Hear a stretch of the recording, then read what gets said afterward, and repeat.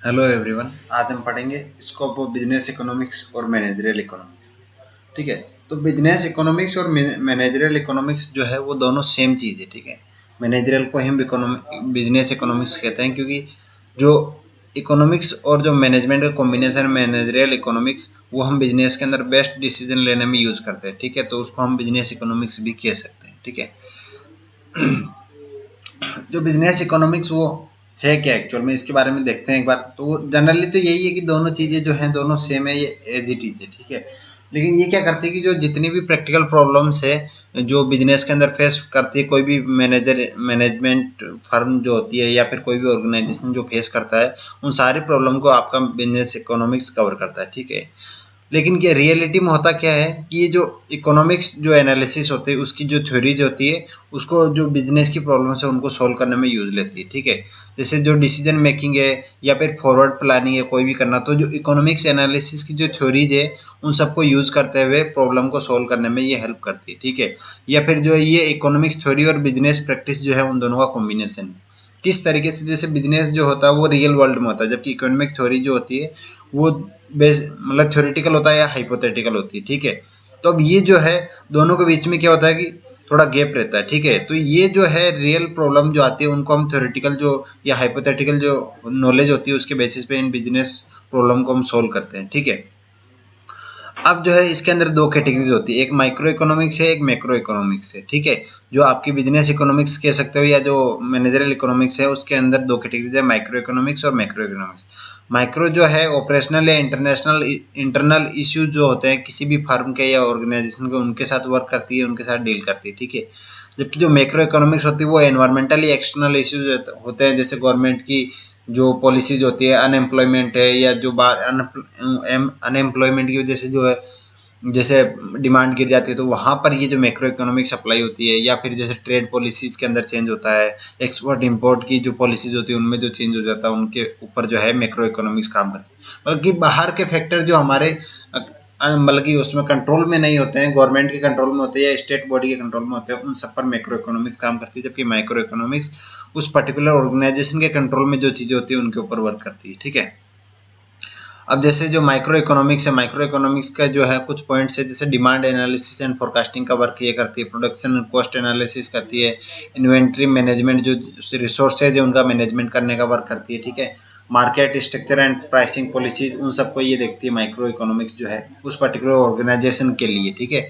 वहाँ पे resource allocation का वर्क करती है ये माइक्रो इकोनॉमिक्स। ठीक है। और जो theory of capital and investment decision, जैसे कैपिटल मतलब इन्वेस्टमेंट, जो जैसे कहीं पे भी आपने जो एक प्रोडक्शन यूनिट लगाई है, ठीक है, तो उसके अंदर जो मशीनरी वगैरह जो होती है वो आपका कैपिटल इन्वेस्टमेंट होती है, वो परमानेंट होता है कि वो तो चाहिए ही चाहिए और आपको एक लॉन्ग टाइम के लिए चाहिए। ठीक है। उसका रिटर्न आपको प्रॉफिट से आएगा, डायरेक्टली नहीं मिलेगा आपको। ठीक है। तो उसको तो उन सबका इन्वेस्टमेंट का ये जो डिसीजंस होता है वो मैक्रो इकोनॉमिक थ्योरी के अंदर हम करते हैं। Profit analysis, risk and uncertainty analysis, वो सारा माइक्रो इकोनॉमिक्स के अंदर आता है। ठीक है। जबकि अगर मैक्रो इकोनॉमिक्स की बात करते हैं तो इसके अंदर जो टाइप ऑफ इकोनॉमिक सिस्टम मतलब कि जो है वो जहाँ पर ऑर्गेनाइजेशन पर्टिकुलर स्टेबलाइज है उसके लिए वहाँ का इकोनॉमिक सिस्टम कैसा है उसके लिए ये जो है मैक्रो इकोनॉमिक्स उसमें काम करता है। बिजनेस साइकिल कैसे है वहाँ पर या किस तरीके से वर्क कर रहा है, तो उसके अंदर मैक्रो इकोनॉमिक्स आपका काम आता है। वहाँ पे जो जनरल ट्रेंड क्या, नेशनल इनकम का क्या ट्रेंड है, अगर नेशनल इनकम ज़्यादा होगी तो ऑब्वियस सी बात है डिमांड भी ज़्यादा होगी। ठीक है। अनएम्प्लॉयमेंट या एम्प्लॉयमेंट जो वो कैसा है, आपका एम्प्लॉयमेंट ज़्यादा होगा तो लोगों के पास पैसा होगा, तो उसकी वजह से क्या होगा, डिमांड बढ़ेगी चीज़ों की। जैसे अभी कोरोना आया था, ठीक है, तो उसकी वजह से क्या हुआ, लोगों में काफ़ी वजह अनएम्प्लॉयमेंट बढ़ गया था। अनएम्प्लॉयमेंट बढ़ने की वजह से क्या हुआ, पैसे की कमी हो गई उनके पास। ठीक है। इनकम गिर गई तो क्या हुआ कि लोगों ने चीज़ों को खरीदना कम कर दिया। ठीक है। और मार्केट डाउन जाने लग गया और उसकी वजह से जो है इकोनॉमी नीचे की तरफ डाउनवर्ड डायरेक्शन मूव करने लगी। ठीक है। प्राइसेस कैसी है, प्राइसेस हाई होती है तो लोग चीज़ों को कम खरीदते हैं, प्राइसेस और लो होती है तो चीज़ों को ज़्यादा खरीदते हैं। ठीक है। तो उसका क्या ट्रेंड है और सेविंग और इन्वेस्टमेंट कैसा है लोगों का, वो सारी जो चीज़ें होती है वो मैक्रो इकोनॉमिक्स के अंदर आती है। ठीक है। गवर्नमेंट की पॉलिसीज कैसी, जैसे इंडस्ट्रियल पॉलिसीज क्या है, कंपटीशन पॉलिसीज क्या है, monetary physical policy, price policy, foreign trade policy, globalisation policy, तो गवर्नमेंट की जितनी भी पॉलिसीज है या कोई भी बॉडी की जो पॉलिसीज होती है उस पर मैक्रो इकोनॉमिक काम करती है। ठीक है। फाइनेंशियल सेक्टर और कैपिटल मार्केट के लिए मैक्रो इकोनॉमिक्स काम करता है कि बाहर से कितना इन्वेस्टमेंट आ सकता है या नहीं आ सकता है। ठीक है। वो सारी चीज़ें सोशियो इकोनॉमिक ऑर्गेनाइजेशन जो होते हैं, जैसे कि ट्रेड यूनियन होती है, ट्रेड जितने भी होते हैं बिजनेस वगैरह, उन सब की आपस में यूनियन होती है। जैसे कतर वाली जो जो अरब कंट्रीज है, वो जो भी ऑयल प्रोडक्शन करती है, उन्होंने सबने क्या कर रखा, ओपेक नाम से जो है एक ग्रुप बना रखा है, ठीक है। तो वो क्या करते हैं कि उसके हिसाब से अपनी जो प्राइस होती है उसको डिसाइड करते हैं। तो इस तरीके की जो ट्रेड यूनियंस हो सकती है, प्रोड्यूसर एंड कंज्यूमर यूनियन हो सकती है, कोऑपरेटिव यूनियन हो सकती है। तो ये सारी चीज़ें वहाँ पर आपका मैक्रो इकोनॉमिक फैक्टर्स जो होते हैं वो उनको वहाँ पे वर्क करते हैं, ठीक है। और जो सोशल एंड पॉलिटिकल एनवायरनमेंट कैसा है वहाँ की किसी भी एक पर्टिकुलर के लिए, वो वर्क करते हैं, ठीक है। अब देखते हैं नेचर ऑफ बिजनेस इकोनॉमिक्स और मैनेजरल इकोनॉमिक्स की ये कैसे है। तो ये सारे पॉइंट जो है ये नेचर है बिजनेस इकोनॉमिक्स के, ठीक है। तो एक एक करके इन सारे पॉइंट्स को डिस्कस करते हैं। सबसे पहले देखते हैं नेचर ऑफ बिजनेस इकोनॉमिक्स क्या है या किस तरीके से होती है। क्या होता है कि जो कई सारी एक्टिविटी जो डिसीजंस जो होते हैं वो आपस में इंटरडिपेंडेंट होते हैं, ठीक है। क्योंकि जो इकोनॉमिक वर्ल्ड है वो काफी कॉम्प्लेक्स है, ठीक है। अब इसमें जो इकोनॉमिक है या इकोनॉमिक थ्योरी जो हम यूज में लेते हैं, जो टूल्स, वो काफी हाइपोथेटिकल होता है और सिंपलिस्टिक इन नेचर। कहने का मतलब जो एक मतलब जैसे आदमी, जैसे सपोज करो आप बैठे हो और आप क्या करते हो, अपनी डिजायर के हिसाब से चीजों को इमेजिन करना शुरू करते हो, ठीक है। तो उसको हम हाइपोथेटिकल बोलते हैं। और जब हम चीजों को इमेजिन करते हैं तो हम काफी सिंपल सोचते हैं, क्यों? क्योंकि हम कभी नहीं चाहते कि हमें कोई प्रॉब्लम हो, ठीक है। तो कहने का मतलब जो इकोनॉमिक थ्योरी जो होती है वो हमेशा टारगेट ऑब्जेक्ट ओरिएंटेड होती है। कहने का मतलब आपको कोई परेशानी ना हो और आपको सीधा सीधा टारगेट मिल जाए, ठीक है। तो वो कैसा हुआ, hypothetical and simplistic in nature. जैसे हमने सोचते हैं कि हमें कोई भी एक, जैसे कि एक कोई जॉब पानी है, कोई पर्टिकुलर वर्क करना, ठीक है। तो हम ये चाहते हैं कि उसमें कम से कम परेशानी आए और वो आसानी से हो जाए। वो सारा काम किस तरह रहता है, hypothetical and simplistic in nature, ठीक है। लेकिन जो रियल वर्ल्ड होता है उसमें काफी सारा कंपटीशन होता है, कई सारी चीजें होती है, कई सारे फैक्टर होते हैं जो आपके जो प्रोडक्ट की डिमांड को कम कर सकते हैं या ज्यादा कर सकते हैं, प्राइस को ऊपर नीचे करेंगे। तो उन सारों की वजह से जो रियल में जो हो रहा है रियल वर्ल्ड के अंदर, और जो इकोनॉमिक थ्योरी की जो सोच है या जो हाइपोथेटिकल अजम्पशंस है, उनके बीच में काफी एक बड़ा गैप होता है, ठीक है। और वो गैप होता है, उसकी वजह से क्या होता है, आप मैनेजर क्या डिसीजन ले या क्या नहीं ले, तो वो सारे डिसीजन जो लेने में हेल्प करता है वो आपका बिजनेस इकोनॉमिक्स होता है। तो वो क्या करता है, जो इकोनॉमिक लॉजिक है और जो टूल्स है उनको जो यूज करता है, और जो गैप है थ्योरी और प्रैक्टिस के बीच में, उस गैप को फिल करने की कोशिश करता है आपका बिजनेस इकोनॉमिक्स, ठीक है। अब जो है बिजनेस इकोनॉमिक्स एक साइंस की तरह वर्क करता है। साइंस क्या होती है, साइंस के अंदर हम क्या करते हैं, कोई भी जो चीज होती है या कोई भी इंसिडेंट होता है तो उसका कोज क्या क्या हो सकता है या उसके इफेक्ट क्या हो सकता है। कहने मतलब जैसे अगर लाइटनिंग होती है, ठीक है, या फिर अर्थक्वेक आता है, तो अर्थक्वेक क्यों आता है और अर्थक्वेक के आने से क्या नुकसान हो सकता है, ठीक है। तो ये सारी चीजें जो है हम साइंस में पढ़ते हैं, ठीक है।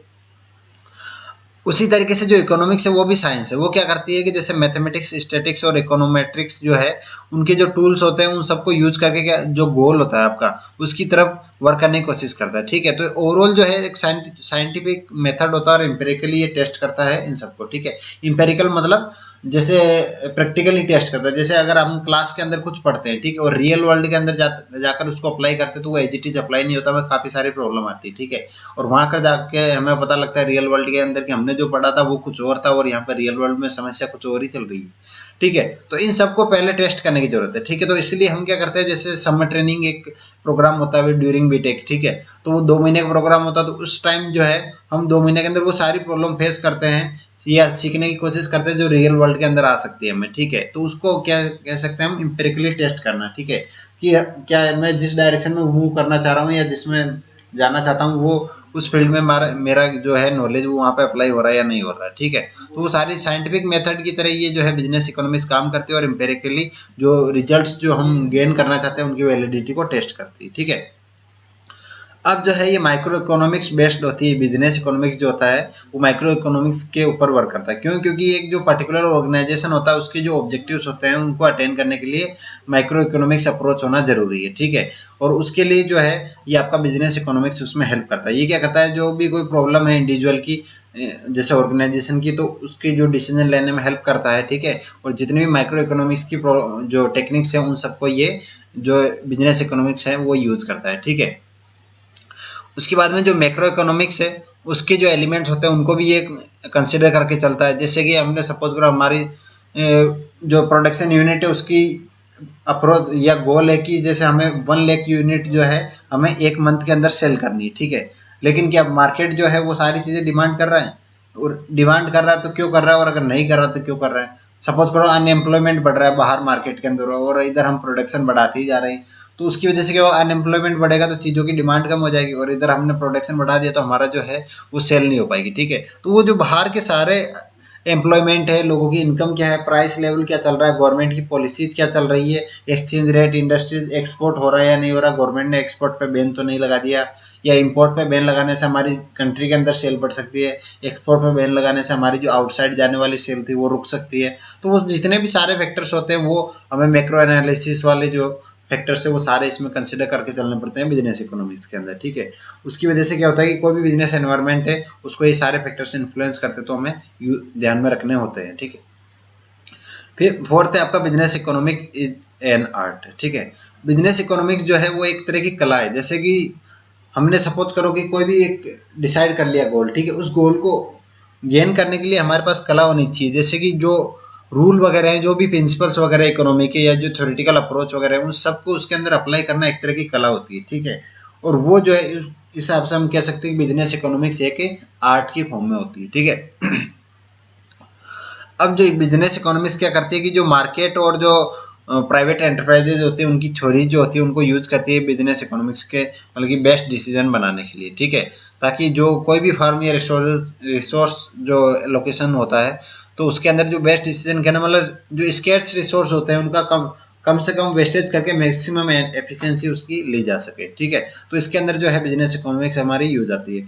प्रैग्मेटिक इन अप्रोच कहने का मतलब जो हाइपोथेटिकल जो चीज़ें होती है उनको रियल वर्ल्ड के अंदर जब प्रॉब्लम जो फेस आती है उनको सॉल्व करने के अंदर ये हमें बिजनेस इकोनॉमिक्स जो होती है वो हेल्प करती है, ठीक है।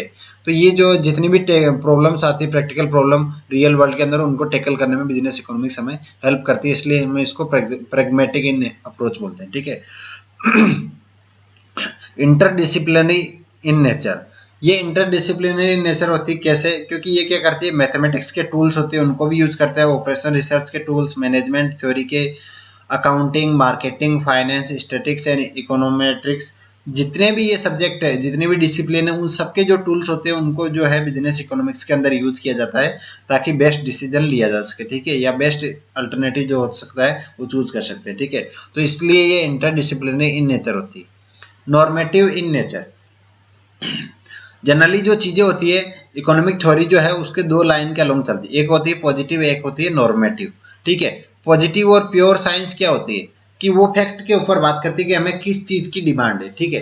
जैसे अगर किसी भी अदर कंट्री से हमारा वॉर हो जाता है, ठीक है, वॉर चल रहा है तो हमें क्या होगा, जो टैंक वगैरह की, मिसाइल वगैरह की, एम्यूनेशन वगैरह उन सब चीजों की डिमांड होगी। लेकिन इथिकली देखते हैं तो क्या वो सारी चीजें जो है एक ह्यूमैनिटी के लिए सही होती है, नहीं होती, ठीक है। तो यहाँ पे जो एक्चुअल फैक्ट के ऊपर बात करते हैं, क्या सही है क्या गलत है वो नहीं देखते, हमें क्या चीज की रिक्वायरमेंट है या अभी फैक्ट क्या है, फैक्चुअली हमें क्या चीजों की नीड है, ठीक है। वो सारी चीजें जो है वो पॉजिटिव साइंस के अंदर आती है, ठीक है। चाहे जो हमें कुछ करना पड़े लेकिन हमें जो अभी प्रेजेंट की नीड है उसके हिसाब से चलना होगा, ठीक है। लेकिन जो नॉर्मेटिव साइंस होती है उसके अंदर क्या होता है, वेलफेयर कंडीशंस कंसिडरेशन लिए जाते हैं, ठीक है। जैसे हमें टैंक बनाना चाहिए या कार बनानी चाहिए, कार होगी तो ह्यूमन का डेवलपमेंट होगा, उसके डेवलपमेंट में हेल्प कर सकती है, लेकिन टैंक क्या करेगा, एक तबाही मचाएगा, ठीक है। जो हम आर्मी के या जो वो टैंक्स होते हैं उनकी बात कर रहा हूँ मैं, ठीक है। या मिसाइल या मेडिसिन, आप मिसाइल बनाने के अंदर इन्वेस्टमेंट करते हैं, मेडिसिन बनाने में इन्वेस्टमेंट करते हैं, ठीक है। मेडिसिन बनाने में इन्वेस्टमेंट करते हैं तो इसका मतलब आप जो है ह्यूमैनिटी के साथ चल रहे हैं, ठीक है। अगर आप मिसाइल बनाते तो इसका मतलब वो ह्यूमैनिटी के अगेंस्ट में जाती है। हालांकि कुछ चीजें जरूरी होती है तो उसके हिसाब से हम करते हैं तो फिर वो पॉजिटिव साइंस में या पॉजिटिव उसके अंदर चली जाती है, ठीक है। लेकिन अगर नॉर्मेटिव की बात करते हैं तो हमें वेलफेयर कंडीशन को लेकर चलते हैं। लिक्विड वर्सेज लेमन वाटर, ठीक है। लिक्विड जो होता है वो क्या करता है, हमारी हेल्थ को नुकसान पहुंचाता है या जो है काफी सारे जैसे एडिक्शन वगैरह ये प्रॉब्लम क्रिएट करता है, ठीक है। लेकिन वहीं अगर हम लेमन वाटर का एग्जांपल लें तो लेमन वाटर जो होता है वो हेल्थ के लिए अच्छा होता है, ठीक है। तो ये सारी चीजें है कि जो वेलफेयर कंसिडरेशन लिए जाते हैं जो ह्यूमैनिटी के साथ में हम सोचते हैं वो सारे नॉर्मेटिव साइंस मानते हैं, ठीक है। तो बिजनेस इकोनॉमिक्स जो होती है वो नेचर के अंदर नॉर्मेटिव होती है, ठीक है। अब इसका ओवरऑल कंक्लूजन क्या है कि जो आपका बिजनेस इकोनॉमिक्स है वो एक नॉर्मेटिव होती है। ये क्या करती है कि जो इकोनॉमिक प्रिंसिपल्स होते हैं या जो टूल्स होते हैं उसका यूज करके उनका एप्लीकेशन करके जो पॉलिसी फॉर्मुलेशन, डिसीजन मेकिंग या फ्यूचर प्लानिंग के अंदर हेल्प करती है। ओके, ठीक है। तो ये था आपका बिजनेस इकोनॉमिक्स कि किस तरीके से बिजनेस इकोनॉमिक्स होता है या बिजनेस इकोनॉमिक्स के नेचर्स क्या क्या हो सकते हैं, ठीक है। ओके।